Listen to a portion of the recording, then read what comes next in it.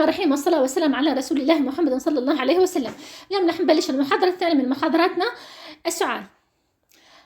حكينا المحاضرة السابقة عن كيفية اختيار العلاج المناسب، وعن الأشكال الصيدلانية اللي ممكن يتواجد عليها دواء الكحة أو السعال، وبعض الأعشاب وملاحظات عنهم،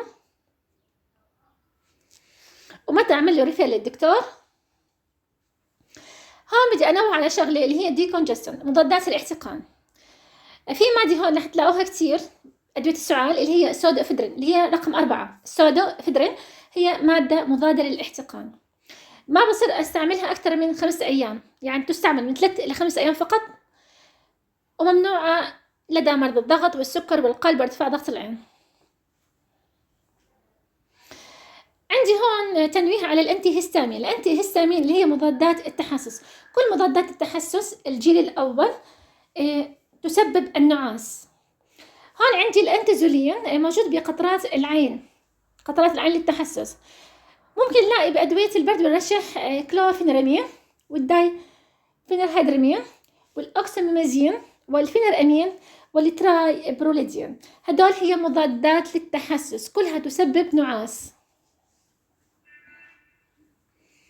حكينا عن أنواع السعال، إنه في عندي جاف ورطب. الجاف هو سعال بيجرح الحلق من شدته. إذا كان السعال حكينا الجاف على طول اليوم نعطي أنتيتوسيف أو كف سابرسنس. من هم الأنتيتوسيف أو كف سابرسنس؟ هم مادتين، الديكستروميثورفان اللي هي دي ام اختصارا، والبيوتاميريت. إذا كان السعال جاف ليلا نعطي أنتي هيستامين مضاد للتحسس، لأنه يكون سعال نوع تحسسي. وحكينا أسباب السعال: الفيروس، حساسية الجو، التحسس، الربو، بعض أدوية الضغط سيل اس انهبيتور، وكمان بعد نزلة البرد والرشح يكون السعال جاف. هون في عندي أعراض البرد العام. كيف أعرف إنه شخص مرشح؟ الأعراض: ألم خفيف في الحلق أو البلعوم، حرارة خفيفة، صداع خفيف، سعال جاف خفيف، ما في داعي أعطي دواء كحة أو سعلة، حكة في الأنف، دموع، احتقان في الحلق، إفرازات أنفية تكون مائية وتتحول إلى بيضاء كثيفة، سيلان الأنف أو الاحتقان، عطاس، ويستمر هذه الأعراض من أسبوع ل10 أيام. لو بدي أعالج واحد عنده رشح، شو ممكن أعالج؟ أنا بعالج الأعراض: ألم خفيف بعطي مسكن، حرارة كمان مسكن، وصداع مسكن. إذن أول شيء بعطي أنالجيسك بخفف لي هدول الثلاث. حكة في الأنف وعطاس ودموع هدول أعراض الحساسية، إذن بعطي أنتي هيستامين. احتقان الأنف بعطي مضاد احتقان ديكونجستن. إذن بدي أعطي هون 3 أشياء مع بعض. هلا في عندي هون دواء شامل الثلاث اللي هو بانادول كولد اند فلو، في انالجيسك او ديكونجستن وانتي هيستامين. بعطي قرصين 3 مرات باليوم، او كمان ممكن اعطي بانادول كولد اند فلو اول ان وان البرتقالي قرصين 3 مرات باليوم. اما اذا كان الاحتقان عنده بشكل كبير جدا فبعطي اما ازيت، زيرانيز، والكلورينيز، والريناديل. هدول رح نشرحهم ان شاء الله بالتفصيل. أما كان هدول الكبار. أما إذا كانوا أطفال مرشحين نعطيهم خافض حرارة ومحلول ملحي اللي هو النورمال سلاين. في حالة الطفل كان مرشح وبسعل، مرشح وبسعل، حكينا دائما بعد دورة البرد رح يكون سعال تحسسي. إذا ممكن أعطيه، ما في داعي أعطيه سعال دواء للسعال، أعطيه فقط أنتي هيستامين. آمن دواء من مجموعة الأنتي هيستامين اللي هو الدايميتندين. الدايميتندين من الأسامي التجارية فينستيل والبيديافاس والأليرجين. رح أشرح لكم الدايميتندين اللي هو أنتي هيستامين من الجيل الأول. إحنا بنقصد بالأنتي هيستامين مضادات التحسس تقسم إلى 3 أجيال: جيل أول، ثالث. هذا الدواء من نوع الجيل الأول، رح أشرح لكم إياه بالتفصيل. الدايميتندين هو أنتي هيستامين من الجيل الأول، يوجد على شكل جل اللي هو صورته عندكم، جل موضعي للتحسس الحساسية، يوضع على المنطقة المصابة 2 إلى 4 مرات باليوم، يعني 2 أو 3 أو 4. في عندي أورال دروب قطرات للرضع لأقل من سنة، في عندي سيرب شراب للأكبر من سنة، في عندي تابلت، في عندي كبسول. ننتبه، الكبسول بيكون مكتوب عليها SR أو هي ممتدة المفعول، بعطيها مرة واحدة، وكمان بيكون آمن للحامل.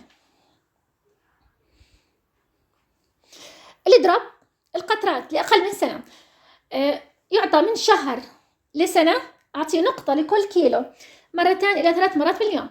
مثال، طفل عنده وزنه 10 كيلو، كم بعطيه من البديفاس؟ 10 كيلو ب10 نقط، كل كيلو نقطة، 3 مرات باليوم. بالنسبة للشراب، إذا كان عمره من سنة ل3 سنوات، بعطيه 5 ml ل7.5 ml 3 مرات. 5 ml ملعقة صغيرة ل7.5، أصلا بتيجي ل7.5 ml 3 مرات باليوم. من 3 ل 12 سنة 7.5 ml إلى 10 ml 3 مرات باليوم. أما البالغين الكبار أكبر من 12 سنة فما فوق، بعطيه قرص 3 مرات باليوم. إذا كانت كبسولة بعطيه مرة واحدة ومساء. لماذا مساء؟ لأن اللي عند الهستامين بنعس. معنى الاستعمال الأطفال الخدج والأطفال الأقل من شهر. إذن الدايميثنزين بنعطى من شهر فما فوق، أورال دروب. علاج السعال الجاف. كيف نعالج السعال الجاف؟ أول شيء عندي الفرنجيال ديموليسنس اللي هي مرطبات الحلق. 2 الكاف سابريسنت الانتيتوسيف. 3 ممكن يكون عندي أعشاب ومواد طبيعية. 4 أدوية السعال المركبة. ما نفعوا كل هدول، ممكن أعطي كورتيكوستيرويد اللي هو الكورتيزون، بس حسب وصفة طبية الدكتور اللي بكتبه. أول إشي من علاج السعال الجاف هي فرنجيال ديموليسنس، تعمل على تهدئة السعال وتعمل كوت ذا ثروت، بترطب للحلق، مثل الستريبسلز، العسل، الزنجبيل، الليمون، الجليسرين، الزيكاف، المنت، النعناع، هذول كلهم برطبوا للحلق، خصوصا إذا كان السعال من نوع الجاف. كمان عندي من علاج السعال الجاف أشياء محتوية على عسل زي البيكاف والكاف بريك والكونترافلو والديليتاس والجليمتاس والهانيكاف والبروبلوسافت والسوذكس، هذول كلهم فرنجيال ديموليسنس محتوية على عسل. في عندي الكاف سابريسن أخذناه قبل، زي الدكستروميثورفان اختصاره DM والبيوترمريت. عندي أعشاب ومواد طبيعية. هلأ الأعشاب تعالج السعال الجاف والسعال الرطب، بيعالجوا الناحيتين، زي الفورتس والجوافة والآيبي والبيلارغوس والثايم، وأي إشي مع الثايم. الثايم يعني زعتر، والزيل والزيكف والزروكس. كل دواء رح ناخده إن شاء الله، أو كل عشبة رح ناخدها بالتفصيل. في عندي علاج السعال الجاف بس هون أدوية مركبة، يعني أكثر من مادة دوائية موجودة، زي الهاستوكاف تشيلدرن سيرب والكولفيت DM هون إذا شفنا أي DM معناتها اختصار للدكستروميثورفان، معناتها للسعال الجاف. يونيفيد DM النوكاف، الكوفكس كولدكس دي سيرب، البرونكار سيرب، واليونيفيد إكسترا. ريفا دي للدكستروميثورفان، بكتولين سبزوتريس تحاميل، وسنافين أنتيتوسيف. طبعا ينصح باستخدام أدوية الرشح والسعال المركبة للأطفال من عمر 6 ل 12 سنة، لا تعطى لأقل من 6 سنوات، كعلاج ثانوي تحت استشارة الطبيب. خلصنا السعال الجاف، خلصنا أدويته، رح نيجي للسعال الرطب. السعال الرطب أو بسموه الويت كف، ويسمى أيضا برودكتيف كف، السعال مع بلغم. يعني عندي سعال جاف ما في بلغم، وسعال رطب في بلغم. ايش هي اسباب السعال الرطب؟ اما فيروس او بكتيريا. مجموعة امراض تسمى بالCOPD.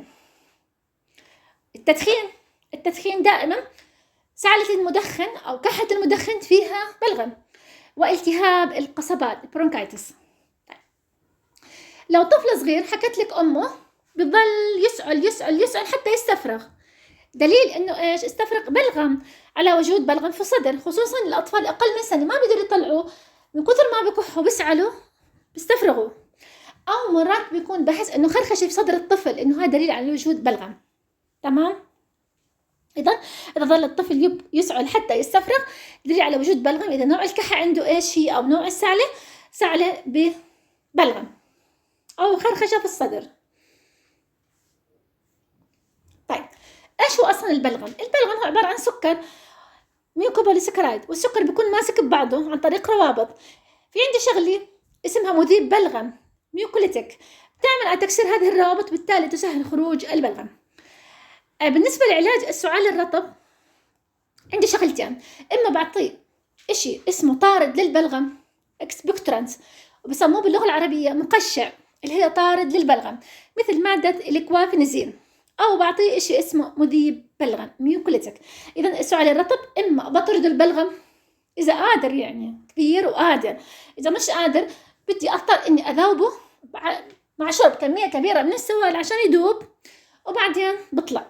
تمام؟ بنشوف شو الفرق بيناتهم.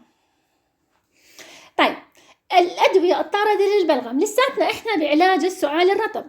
الأدوية الطاردة للبلغم وتسمى مقشعات اكسبكتورانت، مثل مادة الكوافينيزين، تستخدم في حال إذا كان الشخص قادر على إخراج البلغم، وخصوصا للبالغين. البلغم بيكون بالصدر، بس يطلع تعمل على تخفيف الاحتقان في الصدر، ولازم اكثر من شرب السوائل. طبعا بداية العلاج رح يكون إيش، السعال بيزداد، خصوصا مساء بيزداد السعال.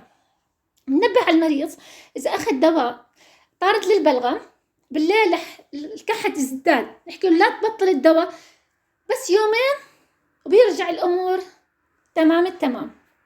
إذا في بداية العلاج يزداد السعال خصوصا المساء، بس أول يومين. إذا مش قادر يطلع البلغم أصلا بضطر أعطيه الأدوية الثانية اللي هي بسموها الميوكوليتيك، الأدوية المذيبة للبلغم، خصوصا للأطفال أو اللي مش قادرين على إخراج البلغم. متفضل للأطفال، أو في حال السعال للمدخنين. المدخن دائما كحته وسعلته كلها إفرازات، كلها بلغم. طيب ها منبه على شغلة مهمة، اللي هي دائما الأدوية المذيبة للبلغم تعطى بعد الطعام. ليش؟ من اسمها مذيبات بلغم، يعني ممكن تذوب الجدار المبطن للمعدة وتؤدي إلى تآكله، خاصة للأشخاص اللي عندها قرحة في المعدة أو تدخن بكثرة. يعني مرات بيحكوا لكم مريض القرحة ما ياخذ كثير أدوية مذيبة للبلغم، ممكن يزيد الأمر سوء، لأن الدواء بيعمل على إذابة الميوكس اللي بيعمل على حماية المعدة، وبالتالي يزداد التقرح. أما إذا كانوا أطفال أكيد ما بيأكلوا، أكيد بعد الرضاعة بعطيه. إذا دائما أدوية المذيبة للبلغم بعطيها بعد الطعام.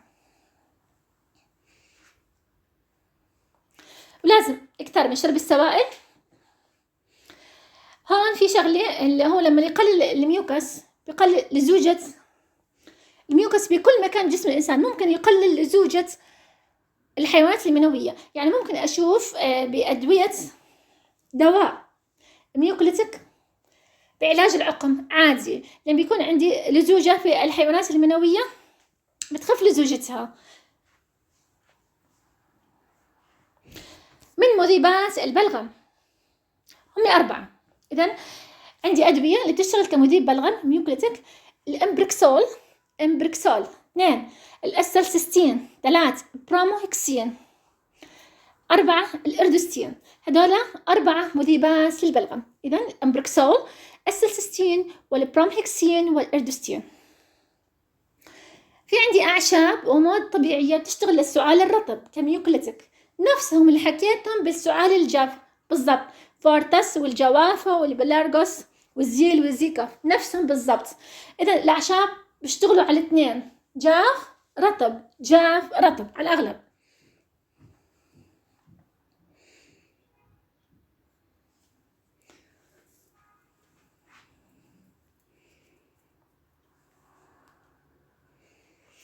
في عندي علاج السعال الرطب كمان، أدوية السعال الرطب المركبة حكينا. في عندي دواء اسمه الأكتيفيت اكسبكتورانت، برونكوفيد اكسبكتورانت، كولفيد اكسبكتورانت بكون مكتوب جنبه، ترايفيد اكسبكتورانت، يونيفيد اكسبكتورانت. إذا شفتوا جنب الدواء مكتوب اكسبكتورانت معناته مقشع. طبعا هون بعطوه اللون الأخضر.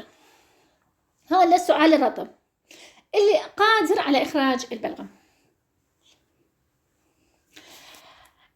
رح نشرح الديميلوسانت، المرطبات الحلق. أول شيء عندي البيكاب. هون حشرح دويين مع بعض. أو تركيبتين، البيكاف والبرو بلوسافت. هون اثنيناتهم بيحتووا على مادة اسمها الأكبر البروبوليس اللي هي شمع النحل. لازم الرج العلبي جيدا قبل الاستخدام، مضاد للبكتيريا والفيروسات، بخفف من أعراض التهاب الحلق والحنجرة، آمن لمريض الضغط. طبعا ما بنفضل تركيبة العسل لمرضى السكر، هون باخدها قبل الطعام. تحذيرات استعمال الأكبر. طبعا بالنسبة للحامل المرضى ما في أي دراسات كافية. إذا شخص عنده نزيف ما بسحب أستخدمها، لا تفضل في حالات الربو لأنها ممكن تسبب لي حساسية. الجرعة من 2 ل5 سنوات 2.5 ml إلى 5 ml 3 مرات باليوم. من 5 سنوات ل 12 سنة 5 ml إلى 7.5 ml 3 مرات باليوم. أما الكبار 10 ml 3 مرات في اليوم. هون صورهم.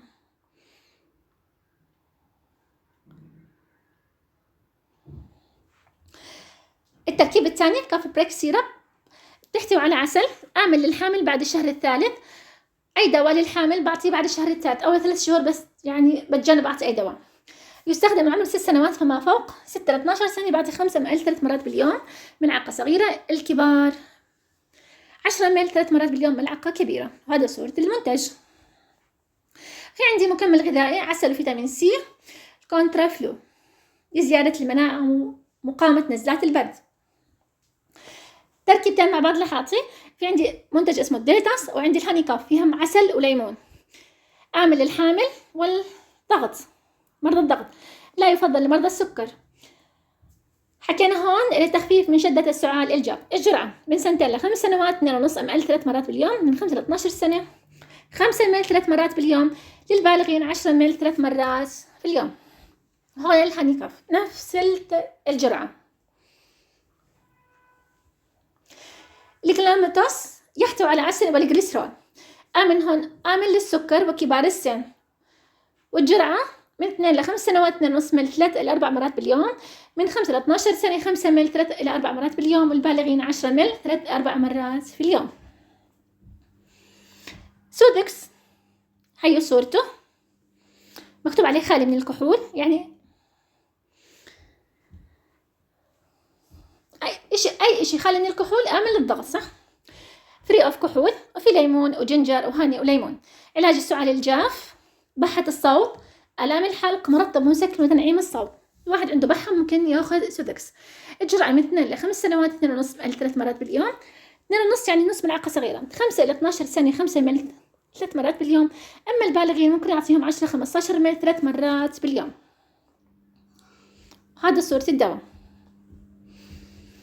السعال الجاف، الكاف سابرسنت اللي هو أنتيتوسيف. أشهر مادة دوائية تستخدم كأنتيتوسيف اللي هي البيوتيمريت. البيوتيمريت له 5 أسماء تجارية: درايكوت، كوفيز، رابيكوت، سينيكوت، والسولوماكس. هون صورة السولوماكس، هون درايكوت والكوفيز والرابيكوت والسينيكوت. طيب الدواء البيوتيمريت آمن لمرضى الضغط والسكري، بيكون عليه شوجر فري، الكحول فري. يفضل قبل الطعام، يفضل استخدامه لمدة أسبوع. لا يفضل للمرضع. آمن للحامل بعد الشهر الثالث بعد استشارة الطبيب. آمن للحامل. في منه الدرب للبيبي من عمر 2 ل 3 سنوات. هلا من عمر 2 لسنة ممكن أعطي 10 نقط 3 إلى 4 مرات باليوم، أو نقطة لكل كيلو مرتين. من سنة ل 3 سنوات 15 نقطة 3 إلى 4 مرات. هذا بالنسبة للدرب. من عمر 2 لسنة 10 نقاط 3 إلى 4 مرات، أو نقطة لكل كيلو، أسهل. من سنة ل 3 سنوات 15 نقطة 3 إلى 4 مرات. عندي الشراب يستعمل من عمر 3 سنوات فما فوق. من 3 سنوات إلى 6 سنوات بعطي 5 ml ملعقة صغيرة 3 مرات باليوم. من 6 ل 12 سنة 10 ml 3 مرات باليوم. أما البالغين ممكن أعطيهم ملعقة كبيرة 3 مرات إلى 4 مرات بس، يعني 15 ml 3 إلى 4 مرات.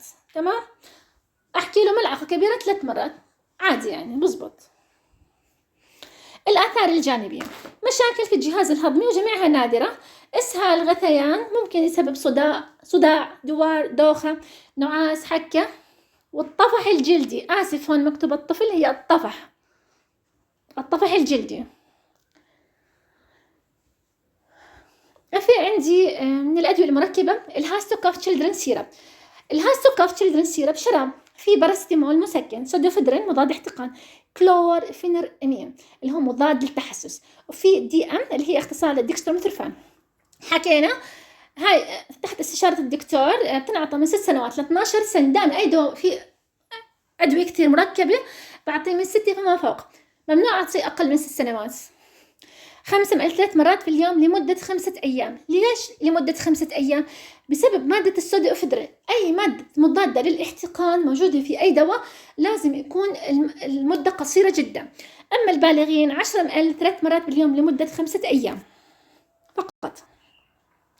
هون أشكال الهاستوكاف، انتبهوا في هاستوكاف أو في هاستوكولد، تمام؟ أنا هون إحنا بحكي على السعل، إذا بهمني الكاف. وفي عندي كمان الكولفيد دي ام ديكستروميثورفان حكينا، والجينوفيد دي ام. هدول في عندي سودوفيدرين مضاد احتقان، ترايبروليدين الانتي هيستامين، والدي ام ديكستروميثورفان.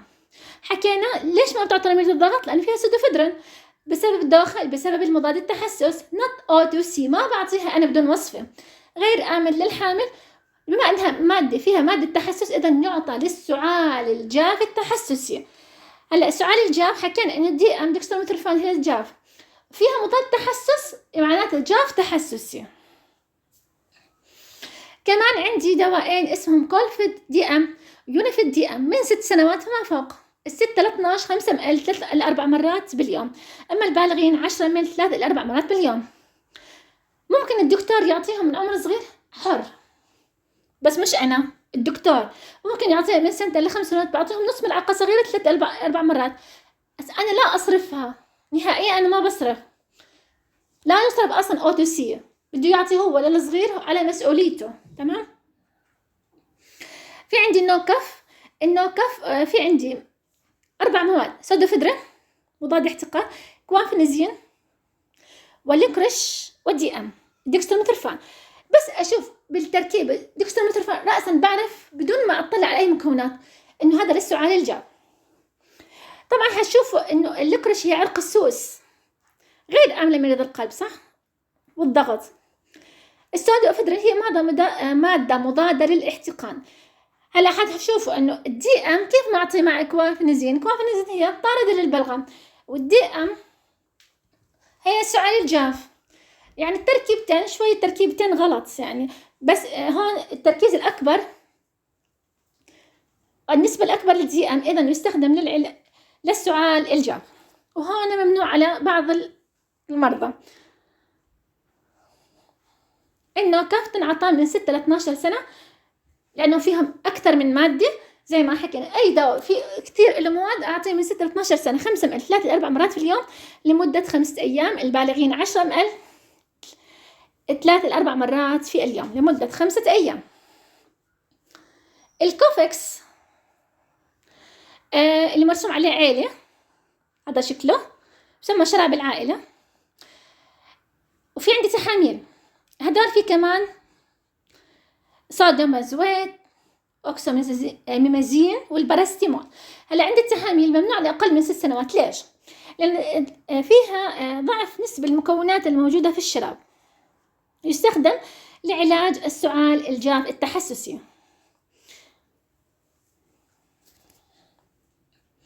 الجرعة هون شوي مختلف. الجرعة هون بعطي مش من 6 سنوات، بعطي من 2.5 سنين إلى 12 سنة.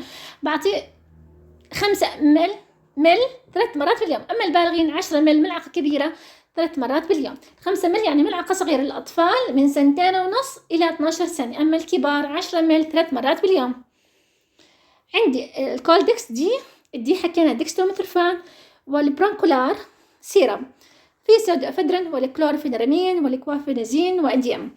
من 6 ل 12 سنة 5 مل 3 مرات باليوم لمدة 5 أيام. البالغين 10 مل 3 مرات في اليوم لمدة 5 أيام. هدول صورهم. لسات نحن بالعلاج السعال الجاف. في عندي اليونيفيد اكسترا، في ديكستروميثورفان، طبعا هذا نوت او تو سي، والجرعة نفس الشيء من 5 مل 3 مرات باليوم. والبالغين 10 مل، ويعطى من عمر 6 سنوات فما فوق. ليش؟ بسبب النعاس، لأن في مادة تحسس اللي هي ترايبروليدين. وهذا شكله الإكسترا. في كمان عندي الريفادية، في ديكستروميثورفان، علاج السعال الناتج عن نزلات البرد، ونفس من 6 سنوات فما فوق ل 12 سنة يعطي 5 ml، 5 ml ملعقة صغيرة للصغار، والكبار 10 ml 3 مرات في اليوم لمدة 5 أيام. في البوكتيلين وفي السنافين. هيك منبلش المحاضرة الجاي إن شاء الله نحكي عن مذيبات البلغم.